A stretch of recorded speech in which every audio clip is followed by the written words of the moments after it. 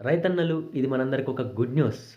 కాంగ్రెస్ ప్రభుత్వం ఎకరాకు రూ. 7,500 రైతు భరోసా ఇస్తామని మేనిఫెస్టోలో ప్రకటించిన విషయం మనందరికీ తెలిసిందే.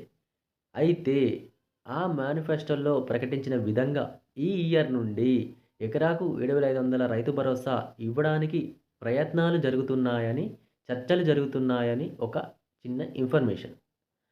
అయితే రీసెంట్‌గా సీఎం రేవంత్ రెడ్డి గారు కూడా ఫిబ్రవరి 4 తారీఖు మిర్యాలగూడలో జరిగిన సభల్లో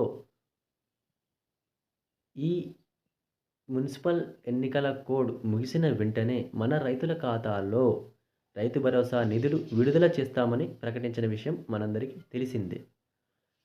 కానీ ఈసారి ఎవరైతే భూమిని సాగు చేస్తారో వాళ్ళకి మాత్రమే రైతు భరోసా నిధులు ఇవ్వాలని ప్రభుత్వం చెబుతుంది. అయితే మనందరం కోరుకునేది ఏంటిదంటే, ఈ ఇయర్ నుండి ఎకరాకు రైతు భరోసా నిధులు 7,500 ఇవ్వాలని కోరుకుందాం. Thank you.